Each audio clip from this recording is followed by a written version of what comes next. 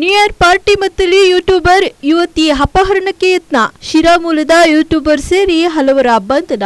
ಹೊಸ ವರ್ಷದ ಸಂಭ್ರಮಾಚರಣೆಗೆಂದು ಪಟ್ಟಣದ ಶ್ರೀ ಮೊಬೈಲ್ ಅಂಗಡಿ ಮಾಲೀಕ ವೆಂಕಟೇಶ್ ಅವರು ತಮ್ಮ ತೋಟದಲ್ಲಿ ಯೂಟ್ಯೂಬರ್ ಮತ್ತು ಇನ್ಸ್ಟಾಗ್ರಾಮ್ ರೀಲ್ಸ್ ಮೇಕರ್ ಗಳನ್ನ ಆಹ್ವಾನಿಸಿದ್ದು, ಆಹ್ವಾನಿತರಿಗೆ ಭರ್ಜರಿ ಬಾಡೂಟವೂ ಸಹ ಸಿದ್ಧವಾಗಿತ್ತು.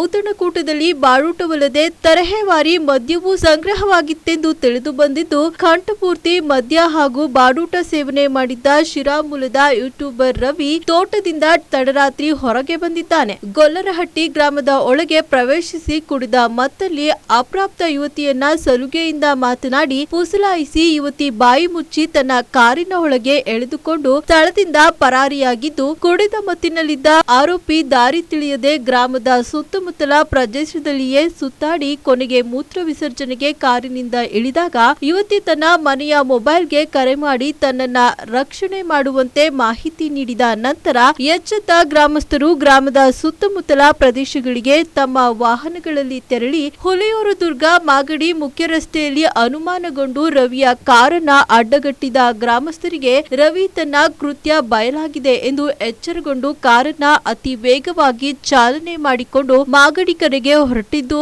ಯುವತಿಯ ಸಂಬಂಧಿಕರು ರವಿಯ ಕಾರನ್ನ ಸಿನಿಮೀಯ ರೀತಿಯಲ್ಲಿ ತಡೆದು ಸೋಮೇಶ್ವರ ಕಾಲೋನಿ ಬಳಿ ಅಡ್ಡಗಟ್ಟಿದರ ಪರಿಣಾಮ ರವಿ ತನ್ನ ಕಾರಿನಿಂದ ತಪ್ಪಿಸಿಕೊಳ್ಳದ ಪರಿಸ್ಥಿತಿ ನಿರ್ಮಾಣವಾಗಿ ಗ್ರಾಮಸ್ಥರ ಕೈಗೆ ಯುವತಿಯ ಸಮೇತ ಸಿಕ್ಕಿಬಿದ್ದಿದ್ದಾನೆ. ನಂತರ ಯುವತಿಯನ್ನ ರಕ್ಷಿಸಿ ಅಪಹರಣ ಮಾಡಲೆತ್ತಿಸಿದ ಯೂಟ್ಯೂಬರ್ ರವಿಯನ್ನ ಪೊಲೀಸರ ವಶಕ್ಕೆ ಒಪ್ಪಿಸಿದ ಘಟನೆ ಸಂಭವಿಸಿದ್ದು, ಈ ಸಂಬಂಧ ಮಾಗಡಿ ಪೊಲೀಸ್ ಠಾಣೆಯಲ್ಲಿ ಪೋಕ್ಸೋ ಮತ್ತು ಅಪಹರಣ ಪ್ರಕರಣ ದಾಖಲಿಸಿಕೊಂಡ ಪೊಲೀಸರು ತನಿಖೆ ಮುಂದುವರಿಸಿದ್ದಾರೆ ಎಂದು ತಿಳಿದು ಬಂದಿದೆ. ಆರೋಪಿ ರವಿ ಜೊತೆಯಲ್ಲಿ ತಡರಾತ್ರಿ ಎಣ್ಣೆ ಪಾರ್ಟಿಯಲ್ಲಿ ತೊಡಗಿದ್ದ ಮಂಡ್ಯ ಮೂಲದ ಸಕ್ಕರೆ ನಾಡು ಕೆಂಪ ಎಂಬಾತನಿಗೆ ಮಾಗಡಿ ಪೊಲೀಸ್ ಠಾಣೆಯ ಬಳಿ ಬರುತ್ತಿದ್ದ ಹಾಗೆ ಗ್ರಾಮಸ್ಥರು ಹಿಡಿದು ಧರ್ಮದೇಟು ನೀಡಿದರು ಎಂದು ತಿಳಿದು ಬಂದಿದೆ. ಹೊಸ ವರ್ಷದಂದು ಕುಡಿದ ಅಮಲಿನಲ್ಲಿ ಯುವತಿಯ ಅಪಹರಣ ಹಾಗೂ ಅತ್ಯಾಚಾರಕ್ಕೆ ಯತ್ನಿಸಿದ ಆರೋಪದ ಅಡಿಯಲ್ಲಿ ಹಲವರನ್ನ ವಶಕ್ಕೆ ಪಡೆಯಲಾಗಿದ್ದು, ಪೊಲೀಸರು ತನಿಖೆಯಿಂದ ಸತ್ಯ